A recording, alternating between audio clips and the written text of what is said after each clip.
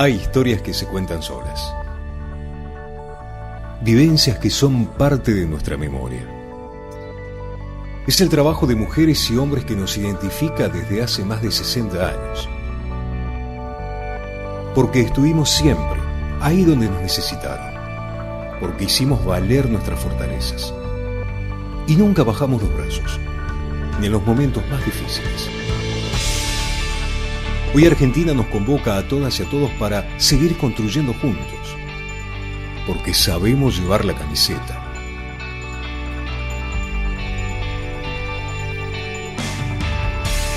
En cada laboratorio,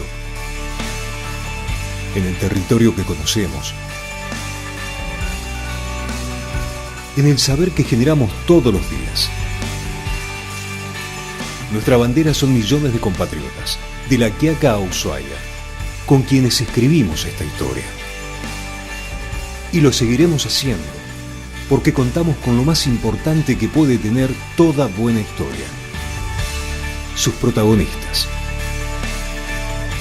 Son ustedes. Somos INTA. Es Argentina.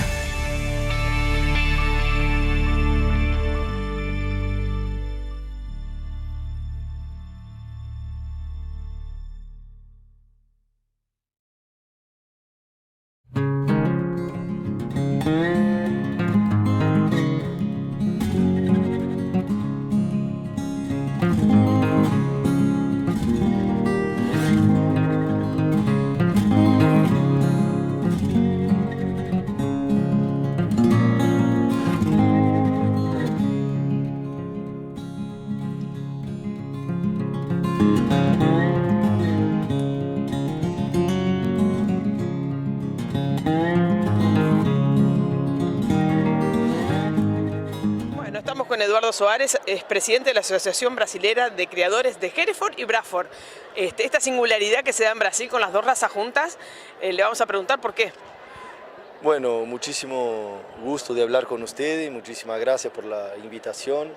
Es una singularidad que la verdad es una fortaleza nuestra hoy, y porque el Braford en Brasil fue criado y promocionado por criadores de Hereford, que estaban dentro de la asociación. Entonces cuando criaron la raza y los primeros registros, llevaron al ministerio y le agregaron a la sociedad de Hereford. Entonces me parece eso bastante bueno, una fortaleza de la asociación, porque caminamos juntos por el mismo camino, y el ambiente que entra bien Hereford, bárbaro, y el que no entra Braford. Entonces me parece que no concurrimos, estamos para crecer juntos. Bueno, ¿cómo viste acá el biotipo argentino? Bueno, el biotipo argentino es muy cerca de los brasileños y uruguayos, con sus particularidades por el tema de ambiente, del clima y de mercado. El mercado brasilero apunta para animales un poco más grandes, por el tema de la exportación de carne, que quiere novillos de 530, 550 kilos. La base del novillo brasileño entre 500 y 550 kilos. Son los novillos que la industria más paga, porque dan cortes más grandes para la exportación. Y creo que, como dice el jurado ahí, cuando Argentina entre fuerte en la exportación y necesite un volumen más de carne en país, por veces no se consigue aumentar vacas por el tema de la área. Y si aumentando tamaño de animales, se aumenta la producción de carne, ¿no? Entonces eso que pasó en Brasil.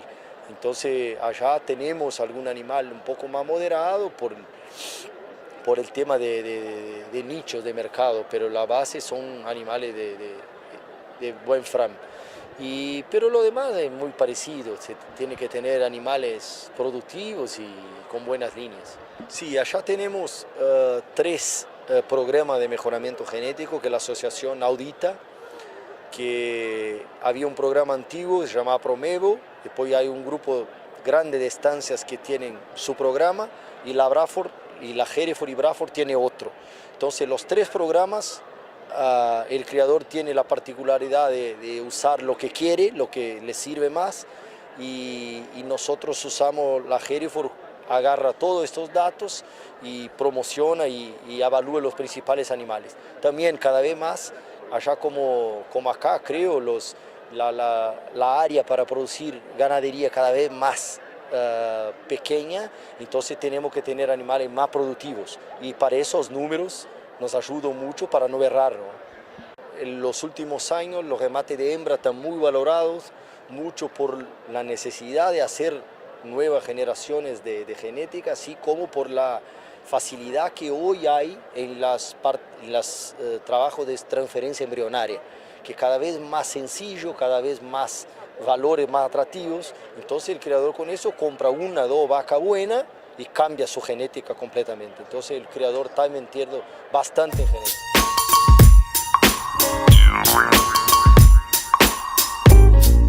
Los productos proteicos son productos que se obtienen a partir de fuentes vegetales. Actualmente las demandas que existen son como extensores cárnicos, principalmente en la industria cárnica, para producción de hamburguesas, de salchichas, o como productos plant-based, es decir, productos que son solamente formulados a partir de vegetales, en el desarrollo de hamburguesas vegetales o de otro tipo de sopas o otro tipo de formulaciones. Los productos que podemos encontrar hoy que Argentina está produciendo son harinas micronizadas de soja, arveja amarilla o verde, lenteja, garbanzo, poroto blanco o negro, texturizados de estos mismos productos, y también podemos encontrar en el caso de las legumbres las harinas precocidas. Desde el proyecto de valor agregado estamos trabajando en la importancia de las proteínas vegetales.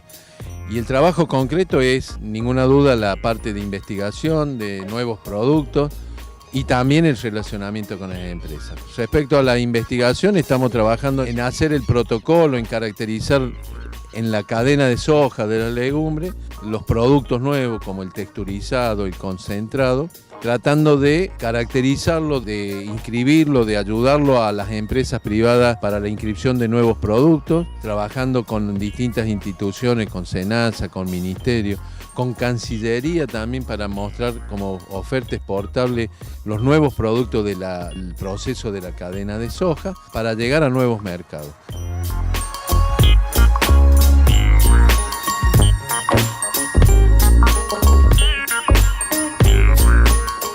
Estamos, la verdad que contentísimos con cómo se está dando todo. Empezamos Palermo con el pie derecho porque la asociación, en realidad a través de una de nuestras cabañas, de JB de Los Caldenes, recibió el premio al mejor ojo de bife que se hizo en Cañuelas y que fue una competencia entre todas las razas, con lo cual un ejemplar de Hereford salió primero. Así que empezamos muy bien. Y bueno, la asociación está trabajando mucho en esto, en la difusión, en promover todos los beneficios que tiene la raza, la mansedumbre, la capacidad carnicera, la rusticidad principalmente que tiene, porque está desde... Nosotros tenemos la cabaña más austral del mundo, cabaña pirinaica, que está en Tierra del Fuego, y desde Tierra del Fuego hasta toda la Mesopotamia está Hereford, y eso demuestra la rusticidad que tiene. Así que estamos presentes.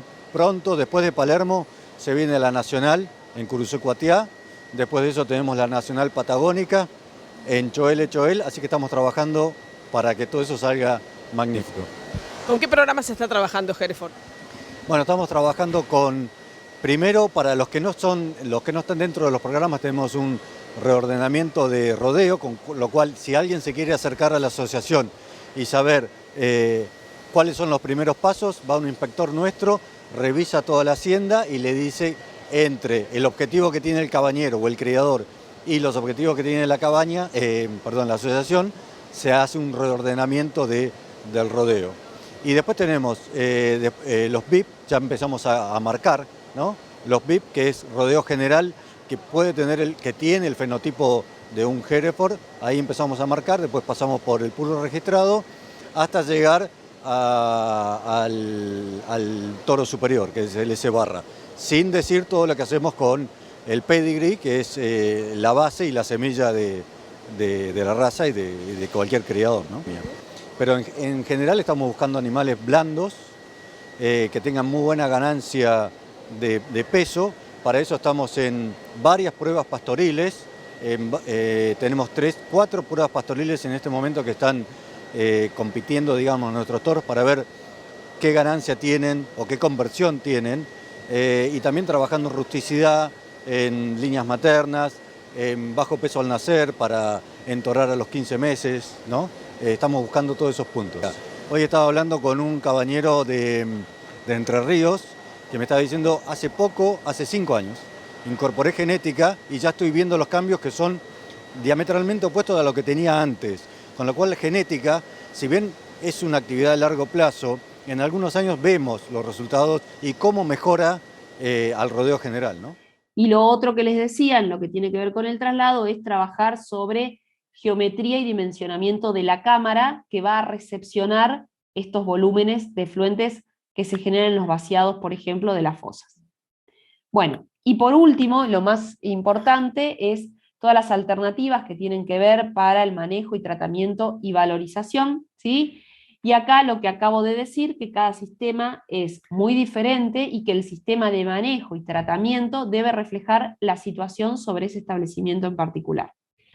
Y para eso, como dijimos, tenemos que saber qué, cuánto y cómo estoy generando, pero también en qué contexto estoy, ¿sí? Contexto de sistema productivo, de escala, posibilidad de integración a otros sistemas productivos, condiciones climáticas, ¿sí? Y acá trabajar fuertemente en la adaptación.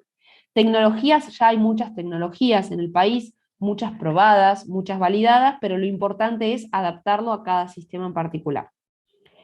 Y cuando empiezo a trabajar en esa adaptación, como bien dijimos, tengo que tener en cuenta que esa adaptación va a variar de acuerdo al tipo de sistema productivo, a las rutinas de limpieza, a la escala del sistema, y que también va a estar restringido por condiciones climáticas, geológicas y ambientales, es decir, si yo tengo un sistema que está en una zona donde la napa, por ejemplo, un valor promedio anual está a 1 metro, bueno, lo más probable es que las lagunas profundas estén muy condicionadas o estén imposibilitadas de funcionar, ¿sí? Bueno, y así como eso hay muchos aspectos a tener en cuenta.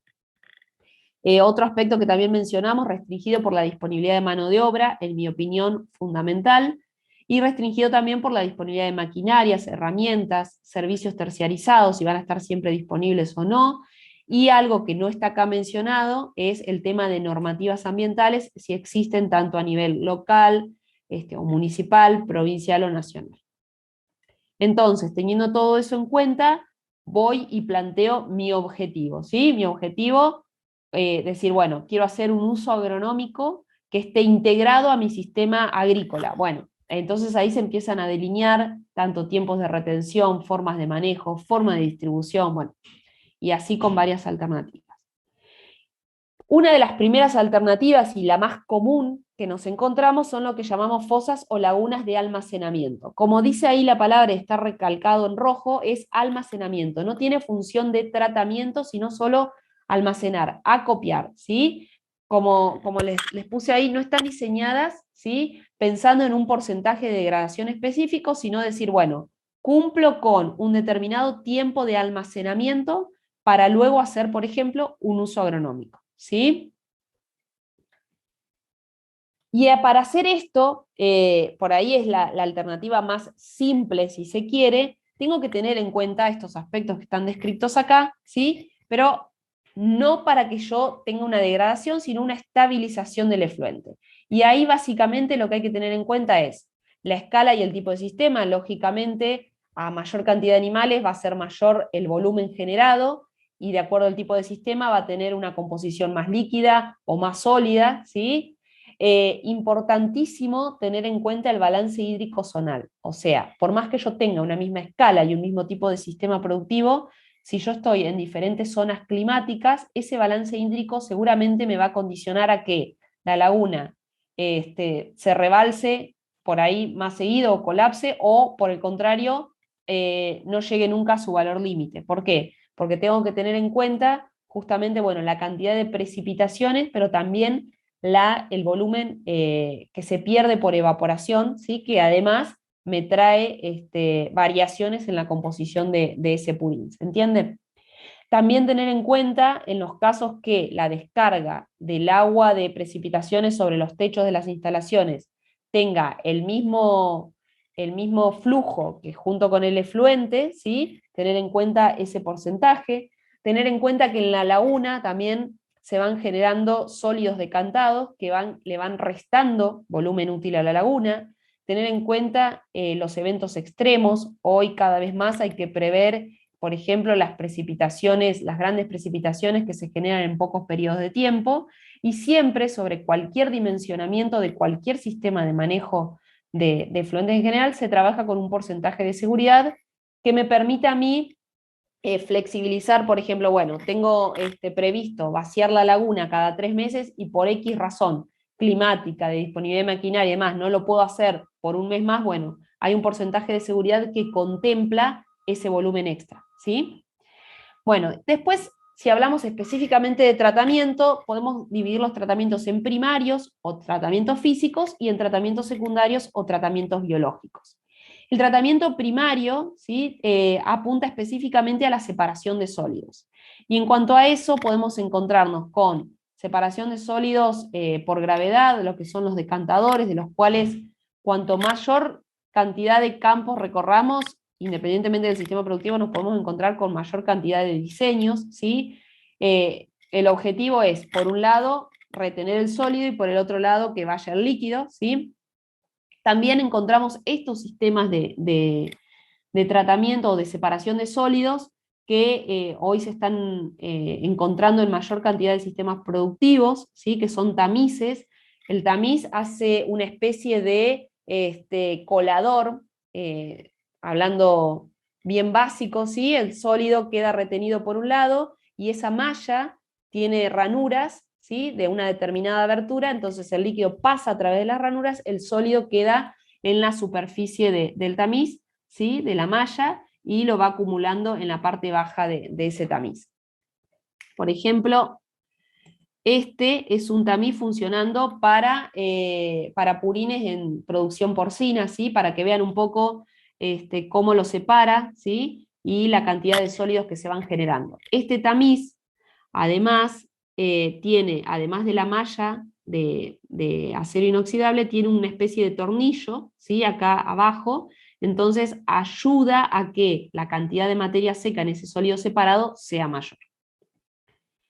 Y por otro lado, también tenemos otros sistemas de separación que estos aplican a sistemas altamente intensivos y de gran escala, que son los tornillos, en donde también hace la separación sólido-líquido, pero el sólido concentra una mayor cantidad de materia seca, con lo cual el espacio para almacenar ese sólido es menor, o ese sólido alcanza más rápido porcentajes de materia seca para poder ser manejado, ¿sí?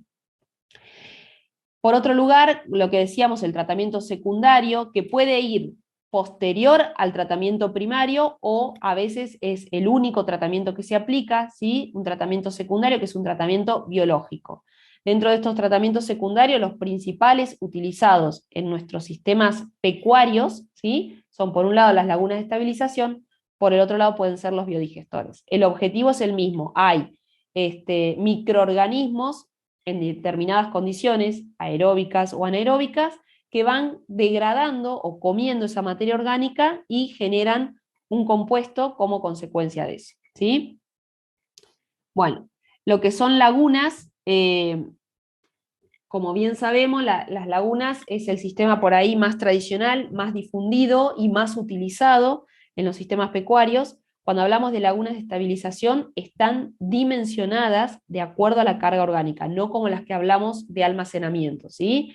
A pesar de eso, tienen, como dice ahí, bajos requerimientos de equipamientos, ¿sí? Los nutrientes pueden ser retornados al suelo, y aplican muy bien para purines con altas cargas orgánicas. Las desventajas sobre todo es el mantenimiento, que cada tanto hay que vaciarlas por la cantidad de sólidos que se van generando en el fondo, de que requieren de grandes superficies y por eso las hace costosas de construir, por el volumen de tierra a manejar y por la impermeabilización que requieren, ¿sí?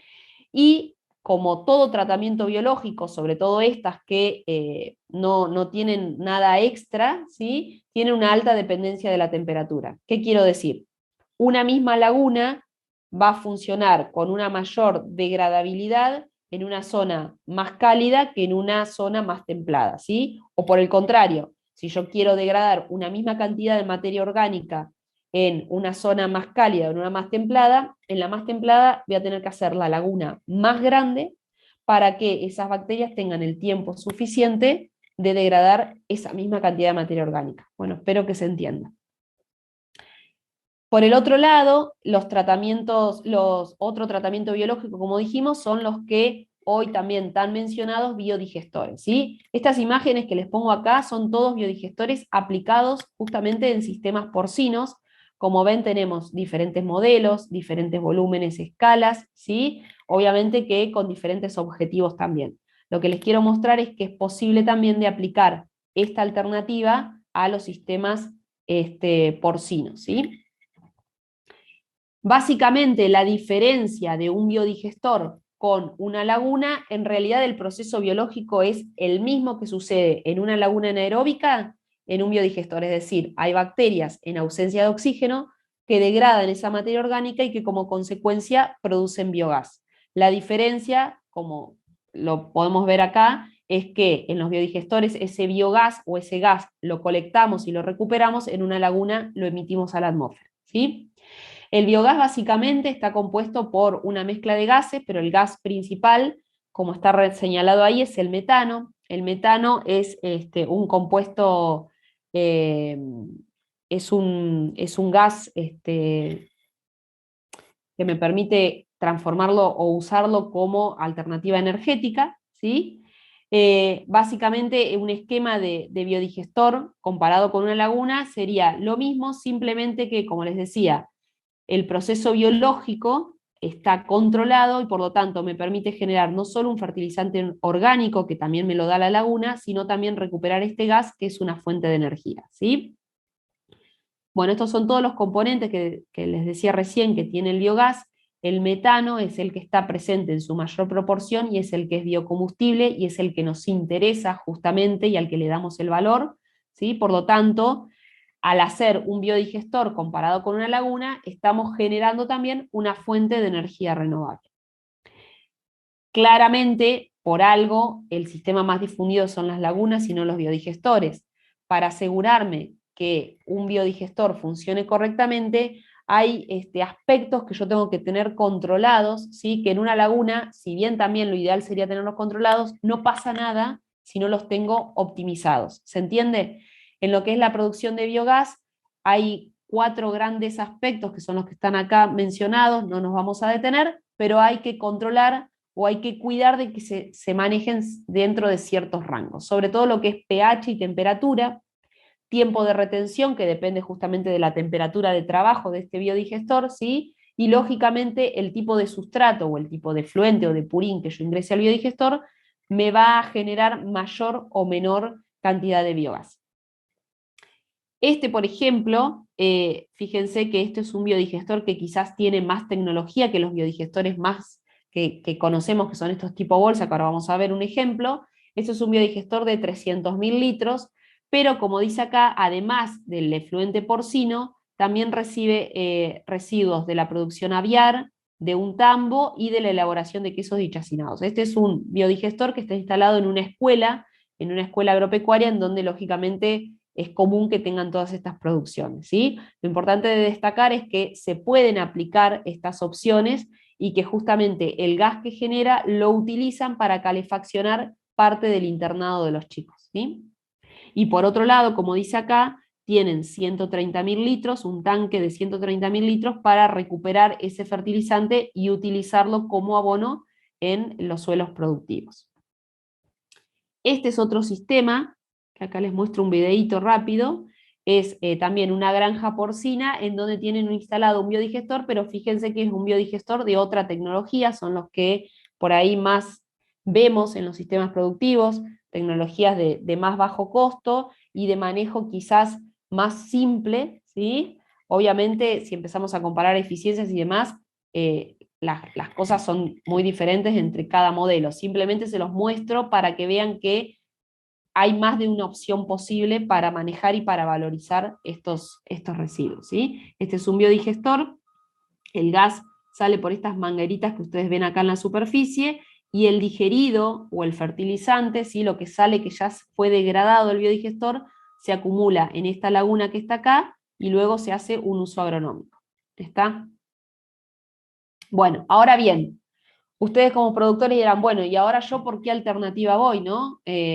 Tengo, por un lado, sistemas más simples, por otro lado, sistemas quizás con un poco más de inversión, pero que me permiten valorizar aún más estos residuos, ¿sí? También depende de la forma en que después yo voy a utilizarlos, o sea, si yo después dispongo de un tanque estercolero, no tiene mucho sentido separar este sólido si no tengo algún servicio que me distribuya el sólido. Lo mismo si quiero hacer un uso de cañón, bueno, tampoco tiene sentido degradar tanto el efluente, quitarle tanta cantidad de sólidos, porque el cañón se banca mayores porcentajes de sólido. Bueno, entonces a esto vuelvo a hacer referencia a lo que decía al principio, hay que observar todo esto de una forma bien integral, ¿sí?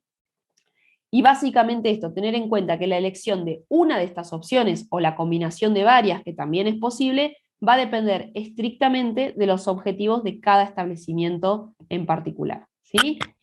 Y por último, para terminar y sobre todo hacer alusión a algunas cuestiones más operativas, entre específicamente de la alternativa de lagunas de tratamiento, lagunas de estabilización, como dijimos, podemos dividirlas en dos grandes tipos, ¿no? Por un lado lo que son fosas de almacenamiento, ¿sí? Y por el otro lado lagunas de estabilización. Independientemente de cuál de las dos, lo que vamos a tratar de evitar justamente o de disminuir es este impacto ambiental que yo les hablaba al principio, que tiene que ver sobre todo con la contaminación de aguas subterráneas, ¿sí? Entonces vamos a tratar de pasar de un sistema desbordado, ¿sí? O de un sistema que no está impermeabilizado y que está cerca, por ejemplo, como esta foto que vemos acá, de una toma de agua, con lo cual esto que les mencionaba al principio está mucho más potenciado, ¿sí? Entonces vamos a tratar de pasar de una situación de este estilo al menos a una situación más controlada, ¿sí? Controlada evitando impermeabilización y controlada evitando desbordes, ¿está? Esto lo cumplen las dos, tanto la fosa de almacenamiento, como decíamos, como una laguna de tratamiento. Dependiendo del objetivo que yo tenga, voy a ir por una o por otra. ¿Se entiende? Bien, las fosas dijimos, no vamos a volver a esto, pero tenemos estos factores básicos, ¿sí? Para poder dimensionarlas de acuerdo a cada sistema en particular, y lo más importante es que este volumen, más allá de estos aspectos en general, esté integrado a la planificación de uso que se vaya a realizar. ¿A qué me quiero referir con esto? Por más que yo diga, bueno, la normativa me pide 120 días de almacenamiento, aplicando todos estos factores que yo digo acá, el balance, el agua de precipitaciones, la cantidad de sol y demás, me da un volumen de tanto. Pero si yo por otro lado digo, no, yo voy a usar ese purín 2 veces al año, bueno, los 120 días no tienen tanta importancia, tiene más importancia que yo lo adapte a la planificación de uso que se va a realizar. ¿Se entiende? También tener en cuenta que en estas fosas de almacenamiento, a medida que va pasando el tiempo, se va potenciando esta estratificación de nutrientes, ¿sí?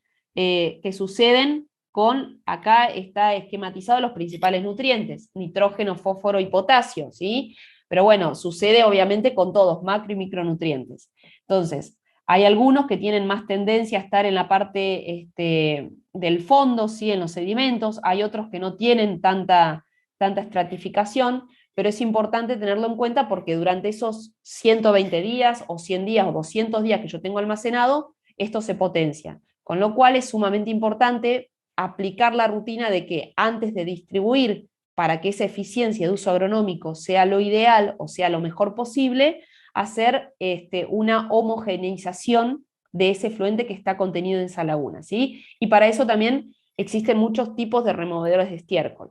Ojo, y hay que prestar mucha atención, que si estamos trabajando con lagunas impermeabilizadas, hay que tener mucho cuidado en qué tipo de removedor voy a utilizar justamente para no perjudicar o no romper esa membrana, ¿sí? Bien. Y por último, lo que tiene que ver con lagunas de estabilización, la ventaja o el punto a destacar, y un poco fundamenta por qué es el sistema biológico más utilizado, porque se basan, como dice acá, solamente en procesos de autopurificación, es decir, no requieren de nada externo. Si hablamos de una laguna aireada, ahí sí que eso se aplica más para lo que son efluentes industriales, yo necesito inyectores de oxígeno y demás. En las lagunas aplicadas en los sistemas pecuarios no existe eso porque tampoco sería muy fácil de llevarlo a la práctica. Entonces son lagunas que se autopurifican, es decir, dependen directamente de las condiciones ambientales y por eso es tan importante justamente adaptarlas a cada sistema o a cada clima, como bien decíamos hoy, ¿sí? Son de muy fácil operación y mantenimiento, como decíamos, las condiciones climáticas influyen y sobre todo se diseñan para remover materia orgánica y microorganismos patógenos, que es un tema sumamente importante. Ahora bien, básicamente las podemos clasificar en dos: anaeróbicas, en donde las bacterias que están, o los microorganismos que están trabajando en nuestras lagunas, en su mayoría están en condiciones anaeróbicas, es decir, sin oxígeno. Estas lagunas funcionan exactamente igual que un biodigestor. La diferencia, como dijimos, es que los gases, que sobre todo dióxido de carbono y metano, se emiten a la atmósfera y no los recuperamos, ¿sí? Pero básicamente una laguna bien dimensionada tiene que remover al menos el 70% de la materia orgánica, ¿sí?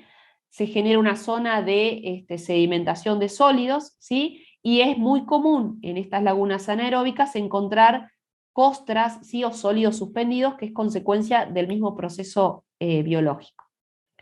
Entonces, bueno, esto es muy común de encontrar en una laguna anaeróbica, lo que les decía, estos sólidos, ¿sí? O costras que les llamamos, que se van resuspendiendo simplemente por la cantidad de gases que se van degradando, hacen que algunos de estos sólidos floten, ¿sí? Si observamos en detalle, hay zonas en donde empieza a burbujear la laguna y es consecuencia de esta eliminación de biogás, ¿sí? Y estas se dimensionan básicamente por la carga orgánica. Es un parámetro que se usa para el diseño, no vamos a entrar en detalle. Lo que quiero mostrar es que, hablando, digamos, de una forma muy común, se bancan grandes cantidades de materia orgánica. Por eso, si planteamos un sistema de tratamiento, siempre la primera laguna es anaeróbica, porque se bancan grandes cantidades de materia orgánica, ¿sí? Y porque degradan, no van a valores muy finos, ¿sí? No terminan en valores muy finos, pero resisten y degradan bien los primeros porcentajes de materia orgánica, ¿sí? Y en este caso, cuanto más profunda sea la laguna, mucho mejor. ¿Por qué? Porque yo tengo que favorecer justamente que no haya demasiado oxígeno del aire. Pero esa profundidad está limitada, como les aclaro ahí, sobre todo por lo que es el nivel freático, que es lo que hablábamos hoy, por el tipo de suelo, sobre todo por el riesgo de desmoronamiento, ¿sí? Y sobre todo también por la facilidad para la limpieza posterior. No tiene sentido hacer una laguna de 5 metros de profundidad si después no voy a tener equipamiento para limpiarla. ¿Se entiende? Y por otro lado, las lagunas facultativas es propio del tipo de microorganismos. Para resumirlo, en las lagunas facultativas tenemos en la parte más baja bacterias anaeróbicas, es decir, que trabajan sin oxígeno, y en la parte superficial bacterias aeróbicas que trabajan con oxígeno. Por eso, a diferencia de las anaeróbicas, las facultativas generalmente se les hace mayor superficie para favorecer el intercambio de oxígeno con el aire, ¿sí? Luego, estas tienen un porcentaje de degradación, pero no más que un 20%, es decir, toman un efluente ya muy degradado, ¿sí? Y lo llevan a valores mucho más delicados, si se quieren, que pueden estar más aptos para un vertido a cuerpo de agua. ¿Se entiende? Bien, y en este caso se trabaja con las cargas orgánicas superficiales, no volumétricas, porque como les decía, lo que nos importa es la superficie que está en contacto con el oxígeno del aire. Y generalmente no se trabaja, en la mayoría de los casos, o al menos en particular, nunca diseño una laguna facultativa de más de 1,5 metros, porque justamente cuanto más al fondo me voy, tengo más posibilidad de que la columna de agua esté sin oxígeno, ¿está? Y en estas lagunas facultativas, además, es muy importante que a veces se desarrollan algas, ¿sí? Entonces es un color verdoso. Ahora vamos a ver a lo último algunos aspectos a tener en cuenta, sobre todo visuales, que me dan idea de qué tan bien o no está funcionando una laguna. Para dimensionar estas lagunas hay dos parámetros desde el punto de vista técnico que se tienen en cuenta para dimensionarlas, que se llaman demanda biológica de oxígeno y demanda química de oxígeno. No vamos a entrar en detalles, simplemente que sepan que esto me da idea, es una medición indirecta de la cantidad de materia orgánica que tiene ese purín, ¿sí? A la cual yo puedo degradar. por condiciones biológicas o por condiciones químicas. ¿Está? Y hay, como ya lo fui mencionando, pero un poco a modo de resumen, para que lo vean después con tiempo, hay variables para tener en cuenta para dimensionar estas lagunas. En primer lugar, como dijimos, las temperaturas críticas. Lo ideal es contar con series históricas, ¿sí?, de las temperaturas mínimas promedio de la zona, porque yo dimensiono siempre para la situación más crítica. Si en la situación de pleno invierno yo me aseguro que esa laguna va a trabajar, en verano va a trabajar mucho mejor. ¿Se entiende? Recuerden que las bacterias trabajan de acuerdo a la temperatura. Lo que mencionaba rápidamente cuando les mostré la foto de las lagunas es la velocidad de carga, es decir, cuánta materia orgánica me va a ingresar por día. Y eso es muy propio de lo que hablábamos hoy, del volumen que se genera en mi sistema en particular, de la composición y de la frecuencia de limpieza o de vaciado de fosas que tengo, ¿sí? Por eso vuelvo a hacer hincapié en que va a ser más exitoso mi dimensionamiento cuanto mayor datos tenga propios de mi sistema. ¿Está? Y bueno, y todo lo que tiene que ver con factores ambientales, precipitaciones, dirección del viento, profundidad de napas, que me van a delimitar la profundidad de las lagunas, que me van a delimitar dónde la puedo ubicar por el tema de olores, por ejemplo, si van en contra de la dirección principal del viento. Bueno, hay un montón de cuestiones a tener en cuenta. Y para eso, un breve resumen de lo que tendría que muestrear o mandar a analizar un laboratorio mínimamente para empezar a tener idea de esto, son estos parámetros que están resaltados en amarillo: sólidos totales o cantidad de materia seca, sólidos volátiles o cantidad de materia orgánica, y la carga orgánica propiamente dicha, que son los que les decía hoy, DBO y DQO. Si además puedo hacerles composición de nutrientes, mucho mejor, porque ya me empieza a dar idea de cuánto podría yo recuperar como uso agronómico. ¿Se entiende? Bien. Y para terminar, y ahora sí, cuestiones prácticas en el terreno. Bueno, a ver, ¿qué tengo que medir? Bueno, primero, siempre tener en cuenta que la laguna no es un rectángulo, ¿sí?, o no es un cubo, sino que las pendientes, y de acuerdo a la pendiente que yo tenga de los taludes internos, ese volumen va a variar. Y eso lo tengo que tener en cuenta no solo para el tiempo de retención o de almacenamiento de ese fluente, sino para cuando digo, bueno, tengo esta laguna, mando a comprar tanta cantidad de membrana, ¿sí? Es muy común que pase eso, no tengo en cuenta estas dimensiones, ¿sí?, y después me quedo corto con la membrana, tengo que emparchar, ¿sí? Bueno, sobre todo tener en cuenta esto. Y fíjense, estos son diferentes casos, cómo dependiendo del tipo de suelo, por ejemplo, o de la profundidad de la napa, me condiciona inclusive la pendiente interna de los taludes, ¿sí? En este caso de la foto de abajo, este era un suelo, como pueden ver ahí, muy pedregoso.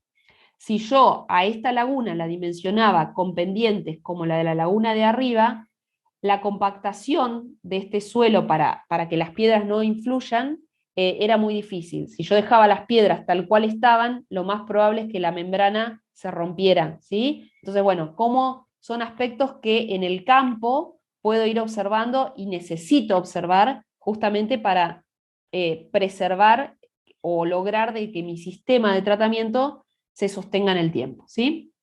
Acá es otra foto donde la pendiente aún, ¿sí?, es mayor que esta que les mostraba anterior, ¿sí? Bueno, eso depende mucho también de quién las diseña, depende mucho de quién las construye. Hay proveedores que impermeabilizan las lagunas y que te piden determinada pendiente porque obviamente a menor pendiente es más fácil de colocar la membrana, y en pendientes tan pronunciadas como la de la foto de arriba, a veces no queda tan bien impermeabilizada. Bueno, eso depende también mucho de quién haga ese trabajo. Otros aspectos importantes al momento de impermeabilizar, por un lado, es esta zanja que hay que hacer al lado de la laguna, en donde se va a sostener o se va a anclar la membrana, ¿sí? Bueno, es muy común a veces que se impermeabiliza la laguna, se la ancla acá en la zanja, se tapa la zanja y después ingresa el efluente, ¿sí?, o el agua. Bueno, eso generalmente trae problemas porque a veces, dependiendo qué tan bien han sido excavadas las lagunas, esta membrana puede quedar no perfectamente estirada. Cuando yo pongo el agua, si ya está anclada ¿sí? En la zanja, se empiezan a generar tensiones que pueden romper la membrana. Lo ideal es hacer esto como está acá. Yo impermeabilizo la laguna, ¿sí? Dejo la zanja abierta, ¿sí? A veces le pongo un poco de tierra o bolsas como para sostenerla y que no se vuele, pero lleno las lagunas. Entonces eso me da lugar a que la membrana se acomode y después cierro todo el sistema. Además también me permite hacer una prueba de estanqueidad, es decir, si me quedó algún sector no bien sellado, que se está infiltrando agua, bueno, con esto me doy cuenta y evito antes de mandar efluente, ¿sí? Con toda la consecuencia de la materia orgánica. Bueno, así es como queda, ven, fíjense que todavía no está tapada del todo la zanja, ¿sí? A ver si se ve este video. Ahí está, bueno, un poco un sondeo de cómo queda la laguna, ¿sí? No sé si alcanzan a ver que acá está ingresando agua, ¿sí? Justamente para hacer este efecto que les comentaba. Otros aspectos también importantes es el ingreso de los caños, procurar que este sellado sea bien en detalle, digamos, que esté bien hecho, porque a veces esto no queda bien pegado, no queda bien sellado al resto de la membrana y empiezan a generarse infiltraciones por acá, o a veces se usa otro material que no es el de la geomembrana y después a la larga esto se empieza a resecar, a romper, empieza a ingresar materia orgánica entre la membrana y el suelo, eso se degrada y empieza a generar esos globos que le llamamos globos subterráneos o globos internos, ¿sí? Lo mismo el sellado entre paños de membranas, sumamente importante y aconsejable revisarlos antes de empezar a llenar la membrana, ¿sí? Y esto, en mi opinión, es igual de importante que la decisión de el espesor o el material de la geomembrana. Puedo elegir una geomembrana la mejor, con un espesor mayor al necesario, ¿sí? Pero si yo no tengo bien sellado, es lo mismo que si hubiese elegido una membrana de mínimo espesor. ¿Se entiende? También tener en cuenta esto, que a veces dimensionamos las lagunas con un volumen útil igual al volumen real, y no es así. El volumen útil va a estar dado por la altura a la que yo pongo el caño de descarga o de ingreso, ¿sí? Entonces, tener en cuenta eso para que después las lagunas no me queden subdimensionadas, ¿sí?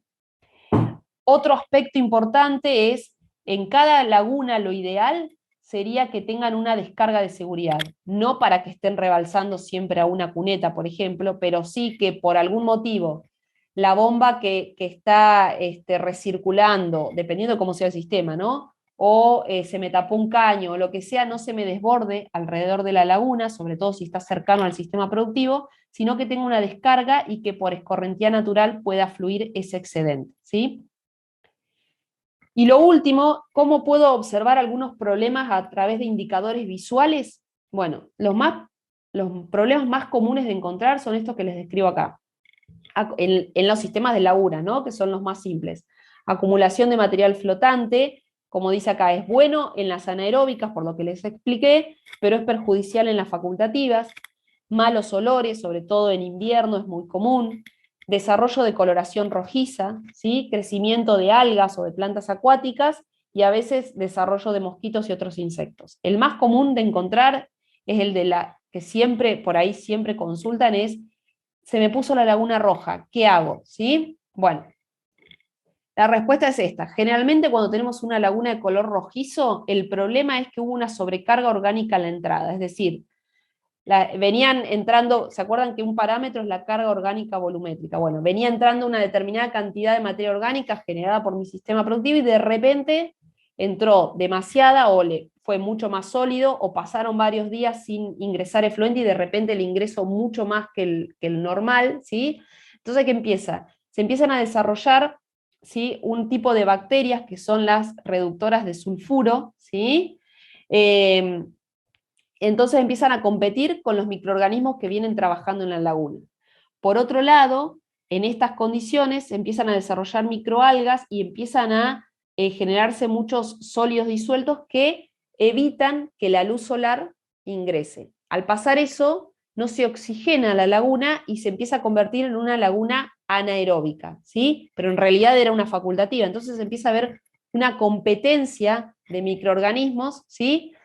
El resumen es esto: cuando yo tengo un color rojizo, me indica que tengo un mal funcionamiento de la laguna, porque se acumuló sólidos, porque ingresó mucha materia orgánica, ¿sí? Lo más probable al que tener una mala fermentación, ¿sí? Empiezan a generarse olores y además baja esa eficiencia de degradación que pretendemos, ¿sí?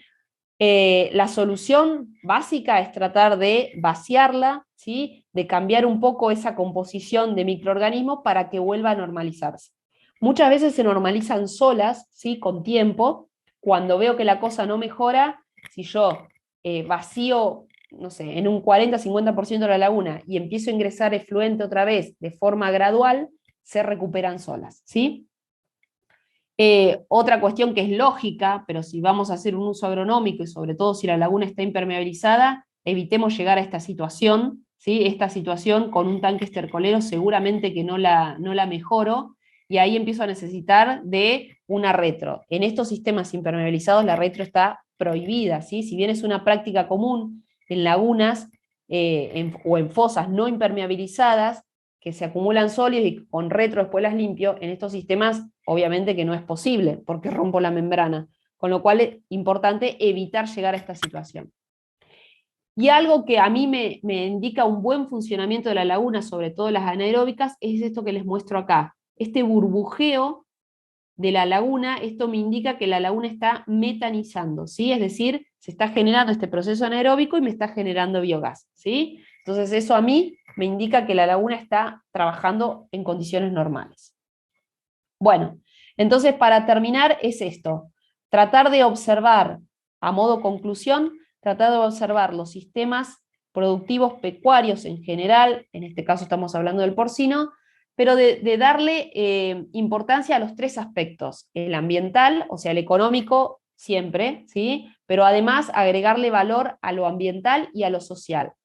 Cuanto mayor engranaje de estos tres aspectos yo logre, voy a lograr que el sistema que yo aplique, hablando específicamente de la gestión de residuos, ¿sí? Sea viable, sea aceptable y sea sobre todo sustentable, que es lo que pretendemos. ¿Está? Bien, el camino marca una dirección, que creo que ya todos sabemos cuál es la dirección, ¿sí? Hoy no se habla más de tirar este efluente, sino utilizarlo como un recurso, ¿sí? Y bueno, en esa dirección tenemos que obtener, o es posible obtener, mucho más de un resultado. Así que bueno, espero que haya sido claro.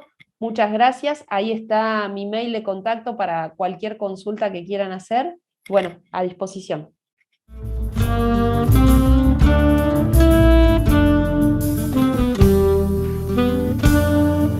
¿Qué provincias comprende Angus Centro? Mira, Angus Centro en un principio fue Santa Fe y Córdoba, y ahora con el nuevo cambio de estatuto que se realizó hace poquito, se incluyó San Luis y Mendoza también. Así pasamos a ser una gran región de 4 provincias. Es una zona con distintos tipos de terreno, distintos tipos de clima y de microclimas también. ¿Qué desafío presenta eso para la ganadería? No, bueno, el desafío fue en un principio, ¿no es cierto?, llevar el Angus a lo que es el norte de Santa Fe en su momento, donde bueno, ahí está se usa mucho el Brangus y el Braford, más que todo por problemas de la garrapata. Eso fue nuestro primer gran desafío. Ahora llevarlo después nosotros seguimos yendo hacia el lado de San Luis, incursionando en las exposiciones. Hay muchos cabañeros ya en San Luis. En los últimos años la exposición rural de San Luis, que era una exposición netamente de Hereford, el último año la raza más numerosa ya fue Angus. Así bueno, vamos creciendo hacia ese lado y bueno, ahora el nuevo desafío es Mendoza. Pues ya San Luis hace rato que lo venimos trabajando, aunque no estaba en la región, pero nosotros participamos mucho en San Luis. En Mendoza es un gran desafío, bueno, otro clima totalmente distinto y criadores socios que realmente nosotros desde Angus Centro no los conocemos, no tenemos un feedback permanente como somos todos los otros socios, como ya lo empezamos a tener con la gente de San Luis ya hace rato, el hecho de estar vecinos, participar en la exposición de Villa Mercedes, en La Toma, en San Luis Ciudad, sí, bueno, es un gran desafío realmente. ¿Qué son las pruebas pastoriles que hizo referencia hace un ratito? Bueno, las pruebas pastoriles es algo que se existieron hace mucho tiempo, desde Angus Centro en el año 2001, 2002 empezamos a hablar de hacer algo, que es una recría a campo de animales de distintas cabañas, donde bueno, al sacar el ambiente de lado y la alimentación es la misma para todos los animales, ahí el animal puede expresar su potencial genético. Eso lo empezamos a hacer en el año 2003, la primera prueba pastoril, que se llama, en el caso nuestro se llama el test del río Quinto, pues se inició en unos campos que estaban a orillas del río Quinto, que pasaba por San Luis y Córdoba. Empezamos en un campo de mi familia, ahí muy pegadito a Córdoba, estaba en San Luis, después lo llevábamos a un campo en Estancia Sarmiento en Córdoba. Y bueno, en esas pruebas nosotros le hacemos mediciones, ¿no es cierto?, se le mide todo lo que es las ecografías de carcasas, se le toman pesos en distintas épocas, se le mide la ganancia diaria de peso, se le hace calidad seminal, circunferencias escrotales, ¿no es cierto? Se hacen 3 juras fenotípicas en distintas épocas del año, por 3 jurados distintos que tienen que sumar X cantidad de puntos para poder culminar la prueba y salir a venta. Bueno, son distintas trabas que se le van poniendo para buscar los animales superiores. Todo eso después nosotros lo terminamos en el caso de Angus Centro, en un remate que se hace en la ciudad de Río Cuarto, en la exposición rural, en la Sociedad Rural de Río Cuarto, en octubre, el segundo viernes de octubre, hacemos esa concentración, adjuntamos hembras y hacemos en un remate donde en realidad estamos participando de ese remate cerca de 40 cabañas, que también es algo inédito, ¿no es cierto?, que haya un remate de 40 cabañas distintas. En la Patagonia, las ovejas, cabras y vacas se alimentan principalmente de pastizal natural. A fines del invierno, el poco pasto que hay en el campo suele no alcanzar para cubrir las necesidades de los animales. A esto se le puede sumar la imposibilidad de pastar por nieve. Por eso es recomendable hacer una suplementación. La suplementación es una práctica mediante la cual se le agregan alimentos a la dieta en pastoreo, es decir, al pasto que se cosecha del campo todos los días se le suma grano y fardo o pellet de alfalfa. Esta práctica se realiza entre los 30 y 60 días antes de las pariciones y finaliza al momento del parto. Si en invierno se encuentran cabras, ovejas o vacas preñadas y flacas, es recomendable suplementarlas. Con la suplementación podemos reducir el número de abortos o malpariciones en chivas, evitar la mortandad a la aparición por corderos o chivitos nacidos chicos y débiles, mejorar el estado corporal de las madres y mejorar el peso de las crías al nacer. Los alimentos recomendados para forrajear son fardos de alfalfa, pellet o cubos de alfalfa o fardos de avena. También se aconseja entregar granos de maíz, de avena o alimento balanceado. La suplementación generalmente se realiza cuando a partir de agosto se encuentran cabras, ovejas o vacas flacas y preñadas. Se inicia 30 días antes de las pariciones y finaliza al momento del parto. Para ovejas y cabras se entregan 500 gramos de alimento por animal por día y para las vacas se entregan 5 kilos por animal por día. En todos los casos, la ración se compone mitad por pasto y mitad por grano o balanceado. En el caso de las cabras, si en julio los animales están muy flacos, con una condición corporal 2 o menor, la suplementación se inicia antes. En este caso se realiza una suplementación larga de 60 días. Los primeros 30 días se entregan 250 gramos de pasto diarios a cada madre y los últimos 30 días se entregan 500 gramos de alimento diario, compuesto por pasto y granos o balanceado en mitades iguales. Se recomienda utilizar comederos para entregar el alimento limpio. Es importante hacer que los animales se acostumbren a comer grano o balanceado, entregándolo primero en pequeñas cantidades para luego ir aumentando día a día la cantidad. Los animales siempre deben tener acceso al agua limpia y reparo en lugares como cobertizos o galpones. Es importante que 21 días antes de iniciar la suplementación se vacune a los animales con la vacuna triple en ovejas y cabras y la vacuna óctuple en vacas. Para más información, contacta a la oficina del INTA más cercana.